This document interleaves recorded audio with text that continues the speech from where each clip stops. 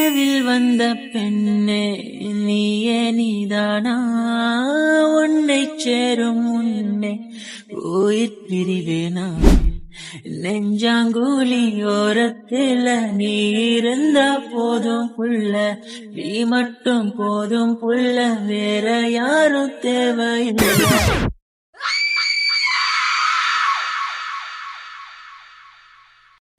பாபு, காஷ்மோரா இப்போ ஓகேவா? இப்போ அவன் ஓகே தான் சார். புல்லட்டை ரிமூவ் பண்ணியாச்சு, சர்ஜரி முடிஞ்சிருச்சு. நம்ம ஷோல்டர்ல தான் எய்ம் பண்ணி சுட்டோம், அதனால பெருசா எந்த பாதிப்பும் இல்லை.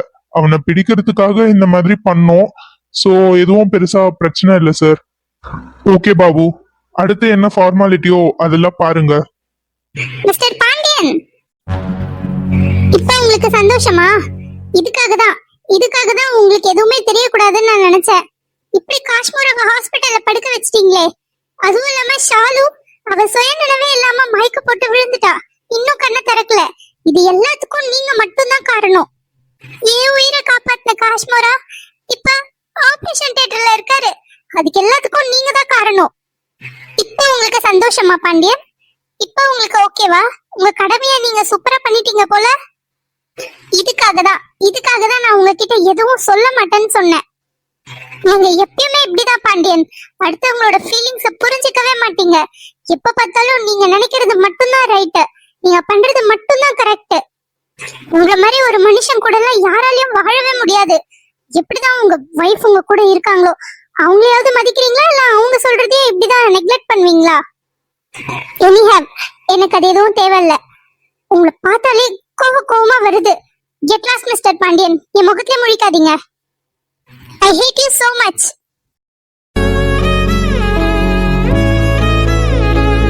சார், என்ன சார் இந்த பொண்ணு இப்படி பேசிட்டு போகுது? சரி விடுங்க, பாவம் ஏதோ கோவத்துல பேசியிருப்பாங்க. நீங்க அத பெருசா எடுத்துக்காதீங்க. நான் வேணும்னா பேசி பார்க்கட்டுமா? அதெல்லாம் எதுவும் வேணாம் பாபு. நான் தான் சொன்னேன்ல, எனக்கு இதெல்லாம் சரிப்பட்டு வராதுன்னு. என்னை யாராலையும் புரிஞ்சுக்க முடியாது. ஒருவேளை என்ன புரிஞ்சுக்கிட்டு இருந்தா எனக்கு இந்த அளவுக்கு கஷ்டம் வந்திருக்காது. என் வாழ்க்கையில நான் ரொம்ப அனுபவப்பட்டுட்டேன். போதும், சரி அதெல்லாம் விடுங்க. நீங்க போய் காஷ்மீராவை டிஸ்சார்ஜ் பண்றதுக்கு என்ன ப்ரொசீஜர்னு பாருங்க. அவன் மேல கேஸ் ஃபைல் பண்ணணும், நிறைய வேலை இருக்கு. எனக்கு இதெல்லாம் செட் ஆகாது. நான் ஃபர்ஸ்டே டிசைட் பண்ணது கரெக்ட் தான். நீங்க விடுங்க.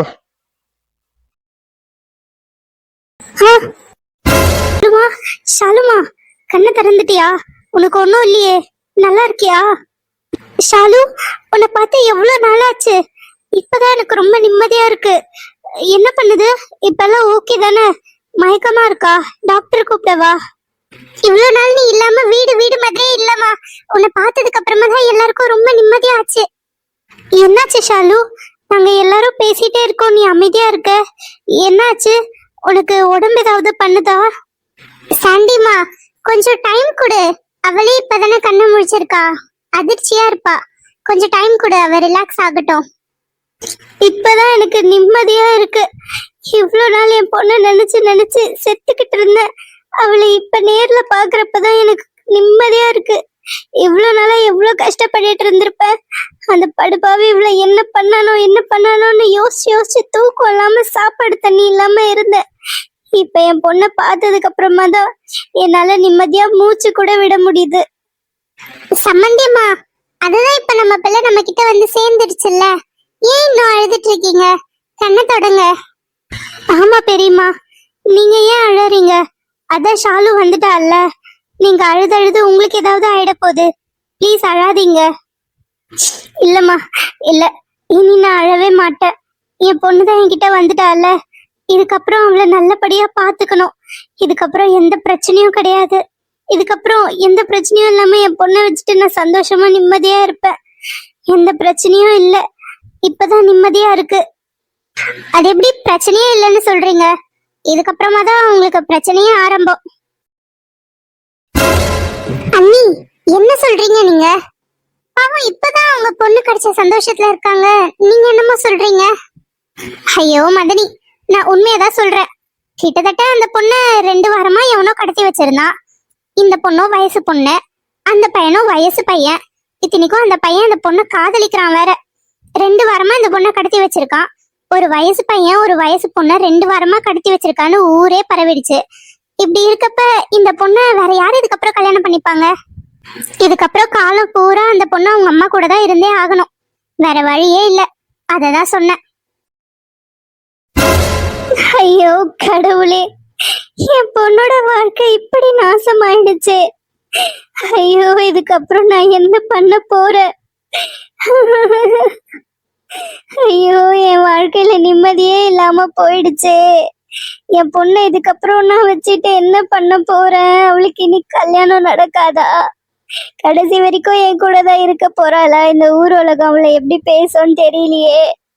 இதுக்கு பேசாம 2 பேரும் விஷத்தை குடிச்சு செத்துடலாம். ஷாலு, சம்மந்தியம்மா, ஏன் இப்படி பெரிய பெரிய வார்த்தை எல்லாம் பேசுறீங்க? அப்படியெல்லாம் எதுவும் நடக்காது. இல்ல சம்மந்தியம்மா, அவங்க சொல்றதும் உண்மைதான். இதுக்கப்புறம் என் பொண்ணு எப்படி இந்த தெருவுல நடந்து போவா? அவளை பாக்குற எல்லாரும் 2 வாரமா எவனோ கடத்தி வச்சிருந்த பொண்ணு, என்ன பண்ணானோ ஏது பண்ணானோலாம் சொல்லுவாங்களே. இதெல்லாம் எப்படி இதுக்கப்புறம் தாங்க போறா? இவளை யாரு சம்பந்தியமா கல்யாணம் பண்ணிப்பாங்க? அவங்க சொன்னதும் கரெக்ட் தானே? சரி சம்பந்தியம்மா, இப்ப உங்களுக்கு என்ன கவலை? ஷாலுவை யார் கல்யாணம் பண்ணிப்பாங்கன்றது தானே? என் புள்ள விஜய் கல்யாணம் பண்ணிப்பா. ஷாலுக்கு இந்த மாதிரி ஒரு நிலைமைன்றதுனால மட்டும் நான் கேட்கல. விஜயும் ஷாலுவும் ஒருத்தர் விரும்புறாங்க. இத பத்தி நானே உங்ககிட்ட பேசணும்னு நினைச்சேன். அதுக்குள்ள ஏதேதோ நடந்துருச்சு. சரி, போனதெல்லாம் போகட்டும். என் புள்ள விஜய் நல்ல வேலை பாக்குறான், கை நிறைய சம்பாதிக்கிறான். அவனுக்கு உங்க பொண்ணு கொடுக்க விருப்பமா? உங்க பெரிய பொண்ணை எங்க பெரிய பையனுக்கு கல்யாணம் பண்ணி கொடுத்துட்டீங்க. இப்ப உங்க சின்ன பொண்ணையும் எங்க வீட்டுக்கு மருமகளா அனுப்பிச்சு வைங்க. 2 பேரும் ஒரே வீட்டுல நிம்மதியா சந்தோஷமா வாழ்வாங்க. 2 பேரையும் நான் பெத்த பொண்ணு மாதிரி நான் பாத்துப்பேன். என்னை நம்பி நீங்க கல்யாணம் பண்ணி கொடுக்கலாம். சம்பந்தியம்மா, உண்மையிலே எனக்கு என்ன சொல்றதுன்னு தெரியல. ரொம்ப ரொம்ப நன்றி சம்பந்தியம்மா. எனக்கு பரிபூர்ண சம்மதம். என் பொண்ண உங்க பையனுக்கு நான் கல்யாணம் பண்ணி தர ஒத்துக்கிறேன். நீங்க இதை கேட்பீங்கன்னு நான் எதிர்பார்க்கல. இது உண்மையாவே ரொம்ப சந்தோஷமான விஷயம். இந்த விஷயம் ஆனந்துக்கு தெரிஞ்சா ரொம்ப சந்தோஷப்படுவான். என்ன ஷாலு, நீயும் என் கூட ஒரே வீட்டுல இருக்க போற? எனக்கு ரொம்ப சந்தோஷமா இருக்கு. முதல்ல விஜய்க்கு கால் பண்ணி வர சொல்லணும், ஷாலு கிடைச்சிட்டான்னு. பாவம், அவன் காட்டுக்கு போயிருக்கான். காட்டுக்கா? எதுக்கு? அது ஷாலுவை கண்டுபிடிக்கிறதுக்காக சித்தரோட உதவி தேவைப்படும்னு சித்தரை தேடி காட்டுக்கு போனாரு. ஆனா இப்பதான் ஷாலு கிடைச்சிட்டாலே. சீக்கிரமா விஜயும் வர சொல்லிட்டு ஒரு நல்ல முகூர்த்தமா பார்த்து 2 பேருக்கும் கல்யாணம் பண்ணி வச்சுட்டா நல்லா இருக்கும். வாய் முகூர்த்தம் பழிக்கட்டும்மா. இப்பதான் மனசுக்கு நிறைவா இருக்கு.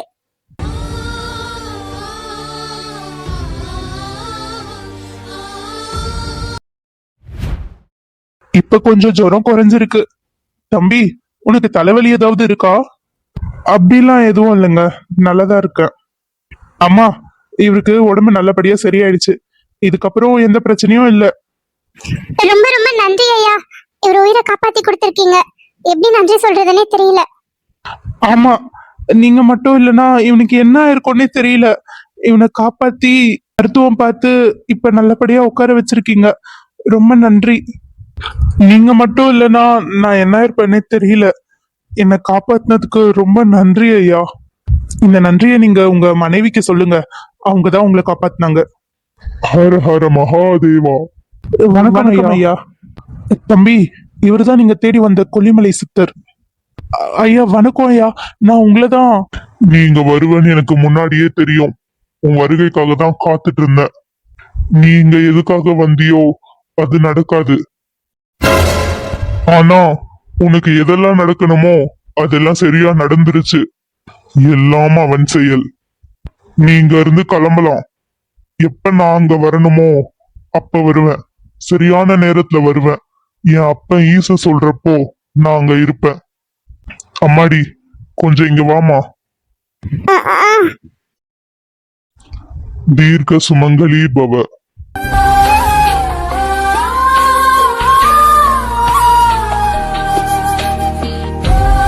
ஹர ஹர மகாதேவா. ஹர ஹர மகாதேவா, ஹர ஹர மகாதேவா. ஐயா கொஞ்சம் நில்லுங்க, உங்க உதவி எங்களுக்கு தேவை. நீங்க பாட்டு போயிட்டே இருக்கீங்க. உங்களுக்காக தான் இவ்வளவு கஷ்டப்பட்டு நான் இங்க வந்தேன். என் ஷாலுவை காப்பாத்தணும். தம்பி தம்பி, அவரை கூப்பிடாதீங்க. அவரா பேசிட்டு போறாரு. அப்படி இருக்கப்போ அவரை கூப்பிடக்கூடாது. அப்புறம் அவருக்கு கோபம் வந்துடும். ஆனா அவரோட உதவி இப்ப எங்களுக்கு ரொம்ப தேவை. அவரு கூட வரமாட்டாரா?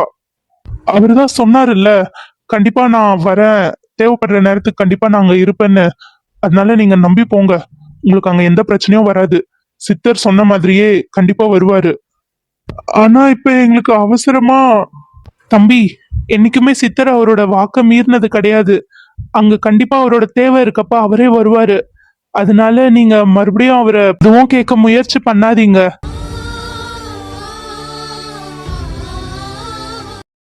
கவி, கொஞ்சம் நில்லுமா. சொல்லுங்க. நீ பாண்டியன் சார் மேல கோவமா இருக்கேன்னு தெரியும். ஆனா நீ கோவப்படுறதுக்கு முன்னாடி முதல்ல நான் சொல்றத கொஞ்சம் கேளு. என்ன சொல்ல போறீங்க? அவர் பண்ணதுல ஏதாவது நியாயம் இருக்கா? தயவு செஞ்சு அவர் பண்ணது எதையும் நியாயப்படுத்தாதீங்க. காஷ்மீரா மட்டும் என்ன காப்பாத்தனா இந்நேரம் நான் என்ன ஆயிருப்பேன்னு எனக்கே தெரியாது.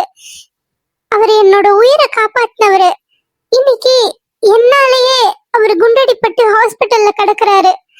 எல்லாம் உண்மையா தெரிஞ்ச உங்க சாரு இப்படிதான் பண்ணுவாரா? சொல்லுங்க. காஷ்மீரா உன்னை காப்பாத்திட்டான்னு நீ அவனை பத்தி மட்டும் யோசிக்கிறியே. உன்னோட பெரியம்மாவை பத்தி எனக்கு நான் யோசிச்சிருக்கியா? அவன் உன்னை காப்பாத்தினது மட்டும்தான் அவன் கண்ணுக்கு தெரியுது இல்ல. ஆனா நீ காணாம போனப்ப பாண்டியன் சார் எவ்வளவு கஷ்டப்பட்டாருன்னு உனக்கு தெரியுமா? நீ காணாம போன அந்த ஒரு நாள் அவர் எப்படி இருந்தாரு தெரியுமா? பைத்தியம் பிடிச்ச மாதிரி ஆயிட்டாரு. சாப்பிடல, தூங்கல, தெரு தெருவா ஒரு பைத்தியக்காரன் மாதிரி உன்னை தேடி அலைஞ்சாரு. அதெல்லாம் தெரியுமா உனக்கு?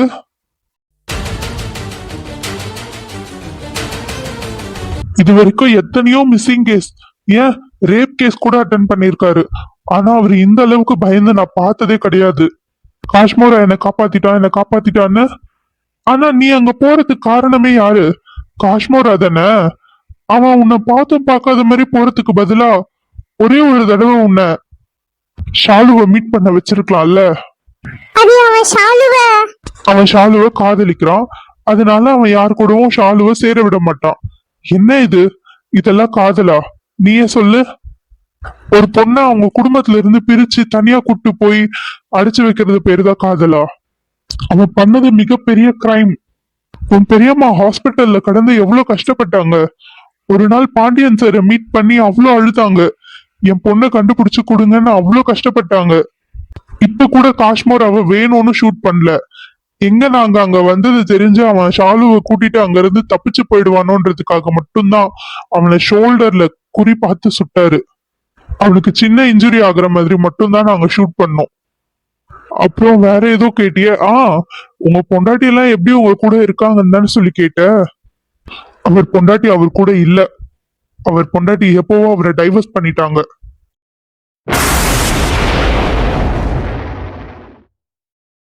என்ன சொல்றீங்க?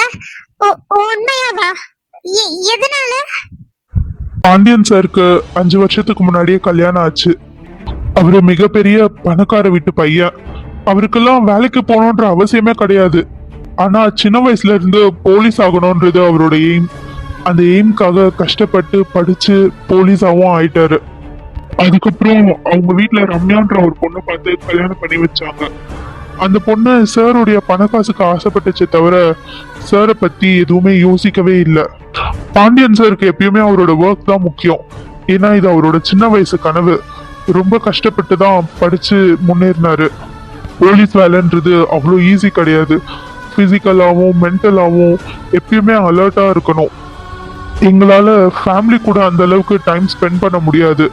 அது எங்க ஃபேமிலியும் புரிஞ்சுக்கிட்டாதான் எங்களால பீஸ்ஃபுல்லா இருக்க முடியும். கல்யாணம் பண்ணும்போது சாரோட பணக்காசு மட்டும்தான் அந்த பொண்ணுக்கு தெரிஞ்சது. சாரை பத்தி அந்த பொண்ணு எதுவுமே யோசிக்கவே இல்லை. ஆனா கல்யாணத்துக்கு முன்னாடியே சார் அவரோட வேலையை பத்தி எல்லாமே அந்த பொண்ணு கிட்ட சொன்னாரு.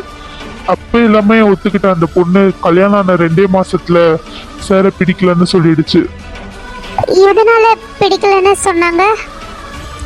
சார் ஒரு தடவை ஒர்க்லன்னு இறங்கிட்டா ஒர்க்கை பத்தி மட்டும்தான் யோசிப்பாரு.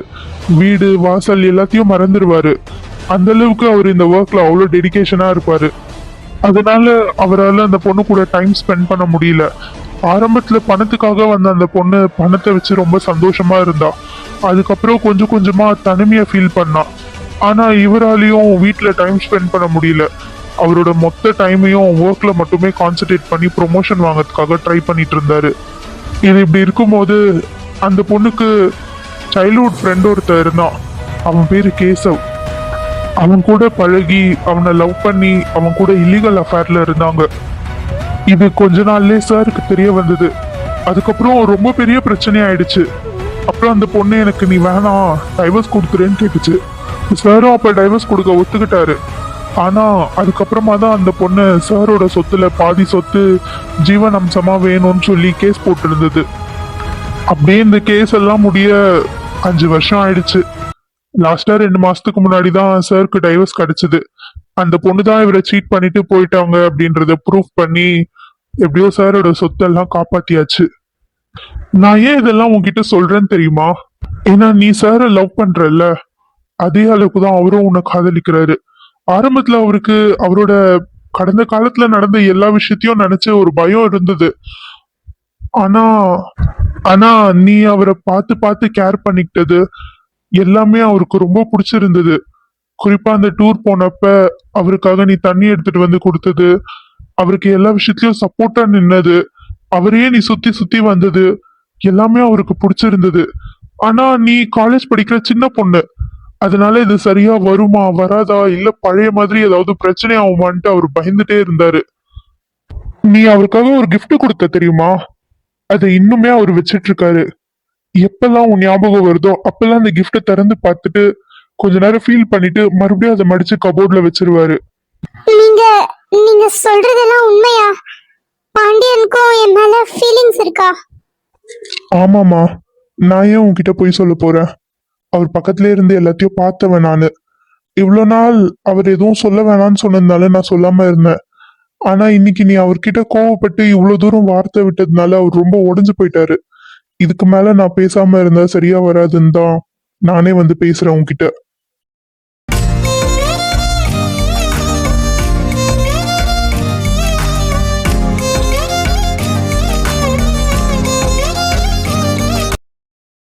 சரிம்மா, நாங்க கிளம்புறோம்.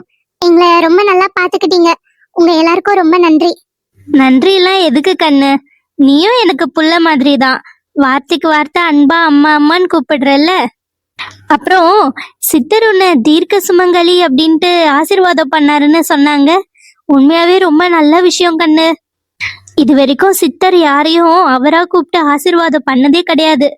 உன்னை கூப்பிட்டு தீர்க்க சுமங்கலியா இருன்னு சொன்னாருன்னா உங்களுடைய பந்தம் 7 ஜென்மத்துக்கும் இருக்கும்.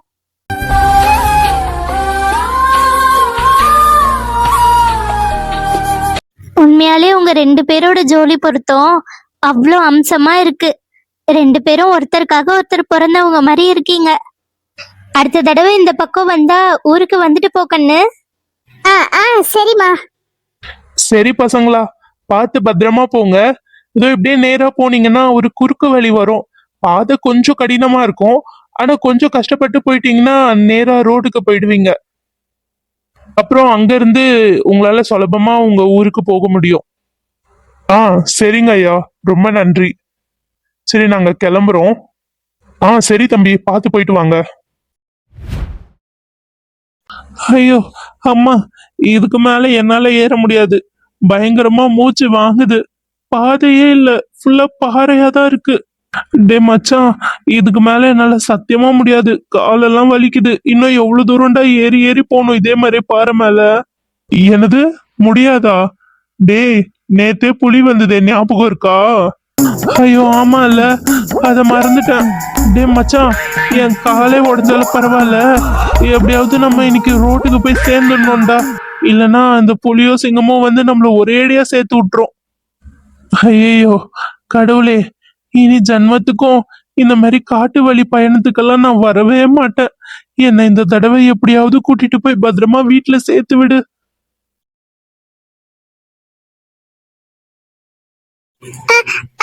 ஏ பாத்து.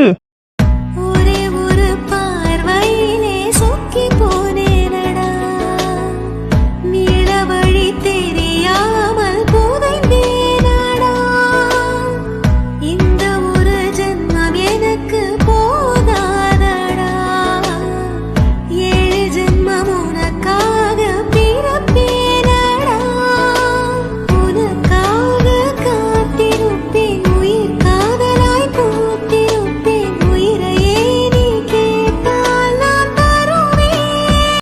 ஹே பொன்னி பாத்து. அப்புறம் மறுபடியும் அந்த கிராமத்துக்கு போய் உனக்கு ட்ரீட்மெண்ட் பாக்குற மாதிரி ஆயிட போகுது. பாத்து வா. அது கால் வழுக்கி விட்டுடுச்சு சாரே. சரி, நான் பார்த்து வரேன். நன்றி.